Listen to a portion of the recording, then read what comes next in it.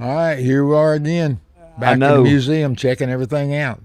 In level cross, and I was in Talladega, and you was at home with a couldn't pick the race up. Now I'd have liked to have been around that when they was trying to help you with your patience. You ought to see me punching buttons and all that because it didn't come on regular TV.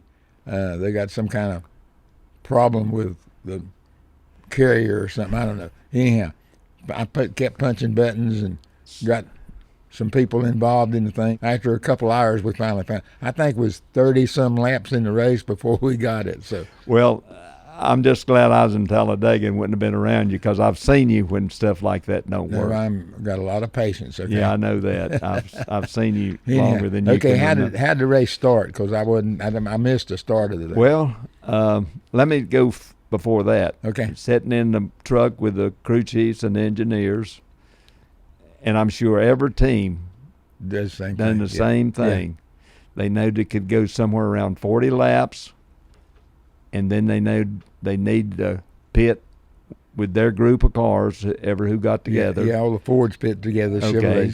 Yeah. And then they need enough gas in just to run to the 60-lap stage. Right. And of course, the 47 caused the wreck because he didn't get enough gas in. Yeah, okay. And put the one car way behind in the he just got caught up. He just got caught up in it. But all that was planned, but it still had to be executed. Oh, yeah. You know what I mean? So circumstances had to take care of it. And I think before on the program we've talked about the stages, the good and the bad. When they made these rules for the stages, I think some of the engineers and crew chiefs, especially at road courses, they changed it, but they still gonna flag them this time, right? Yeah, right. At Charlotte Roval. Right. But I think the crew chiefs and the engineers are outfiguring when they made the plan for the stages, because I don't think they need stages at Talladega because they need. No, not with them cars running. They need to be separated. Cars. They need to separate them some way.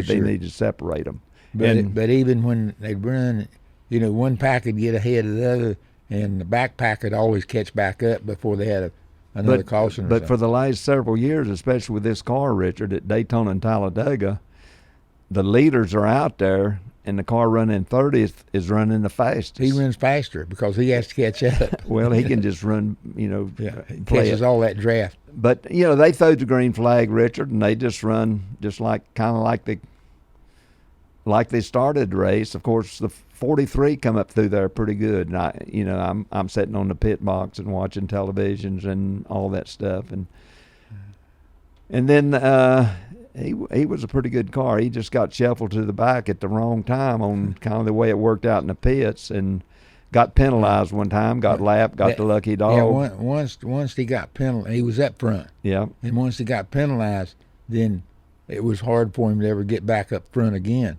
And that's what happened at the very last lap. He was back there in the back, and I think the wreck happened way in front of him, and he just stopped. I think he lost 3 or 4 positions because the spotter seen what was going on and said, stop, stop, stop. Well, I talked to him on the plane. He said, I seen him wrecking, and I was about halfway through the trioval, and I think it started coming off the trioval, and they wrecked going past the finish line. Yeah, a bunch of cars that was crashed beat him because they was still momentum that got them across the finish line. And I'm repeating myself, but I'm not. I don't know. They just they just sit there and run. I know it's not a race. It's just a run, and just whoever winds up front at the end of the race. I mean, them cars are all, if you're on the inside line, you get behind sometimes, and then the inside line will catch up, and so nobody. And they was bragging about how many passes they had, but one guy'd lead one lap, and the guy on the inside would lead the one lap, and the guy on the outside would lead the next lap. So those are not really passes. No, I get all that, but there was so much. I'd like to know how many times it was said with every team to save fuel.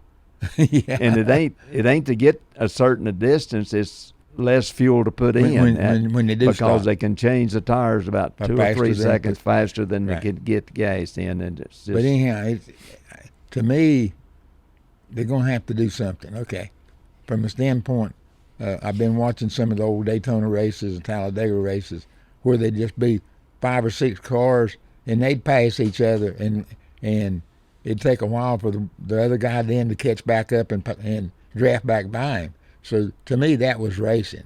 Now they don't race; they just run, and wherever you wind up, that's where it's at. And if you're in the right line, you're okay. If you're in the wrong line, you know.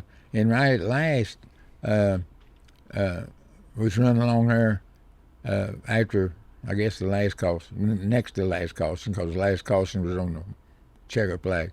They was running along there, and the 43, if he could get on the outside, he could come all the way up, because he could make a third line out of it. But the 48 got in front of him on the outside line, and the 48 couldn't run a lick. Okay. I mean, he was really fast down the straightaway, but he was having to let off in the corner, where the 43 car could run wide open all the way through the corner, and the guys in the middle of the pack would have to let off because they'd catch the guys in front of them. So then he could slip by them. And him and the 46, 47 car, they run good together. So, yeah, they were good. I mean, they were really drafting. That's the way good. he got to the front. Yeah, and right. Actually, the 43 was a better pusher than he was to be pushed for some reason. Yeah. But you just can't explain it. And one time Dave told Erik, our driver, said, the 43 driver, said, you're doing okay with your fuel and everything's kind of going to plan. He said the 2 leaders are running side by side, 80% throttle. Yeah. And that's saving fuel. Yeah. Oh, yeah. And the ones in the back, it makes it, I don't know, it just. Anyhow, it's a typical Talladega race, and it came down. It was pretty exciting with the 12 and the 14 and the 4 car trying to get, trying to win the race. 12 trying to finally win the race, and then it disqualified the 4 car for something on the windshield was coming in or something. Some of the brackets had come loose or something, and I don't know if that's intentional or not. Probably was, but then that moved everybody up a notch. But it was, again, a typical Talladega race. Looks like you go out here and watch the interstate, and then there's 2 lines just going down through there, and they run up on a slower car, then everybody slows down, and that's exactly the way the race is. So to me, it's not a race, because when you pass somebody, then you're in front of them, and then they have to draft back by you. But there's a lot of drafting going on, but it's just it's not according to what you do, it's according to what the other guys did. But you're talking about drafting, but you better have a good partner when you start drafting, right? When you pull out the pace. But the basic deal, the way the cars are now, and everybody runs the same speed, then the drafting, everybody's drafting everybody. So it's just a big draft of cars, because even at the end of the race, I guess 36 of them was still running, 35 of them was still running, and they was all still in a pack. And that's and not. Some of them are bent pretty good, Richard. I know. Some of them had some fenders tore off, but they get in that draft. And it don't make a bit of difference. And the dirtier the car is, the better it drafts. You'd like to have a deal where when he's in front, the car's slick, and when you get behind, if it was something, you put out some fillers or something to slow the car down, but the draft would pick you back up. But you're talking about, they commented, and I seen what they was talking about, but they said, I think the 7 hit the 36 and started the last lap. It started the lap. Yeah. But they thought the 36 would have pushed the 4 car past the 12 if that had not happened. So that's hindsight too. Yeah. But anyhow, come back as a typical Talladega race, and I'm glad everybody got through it okay, except some tore up cars. Yeah, they tore up cars. Now they can go back and going from Talladega, running 190 mile an hour or something, going to a road course or Roval or whatever they call it at Charlotte. A completely different crowd of people, and it's going to make it interesting, especially for these guys that's trying to make the playoff. Well, they talk about the footwork at Talladega on, braking and letting off the fuel and all that stuff to stay in the pack and off of people.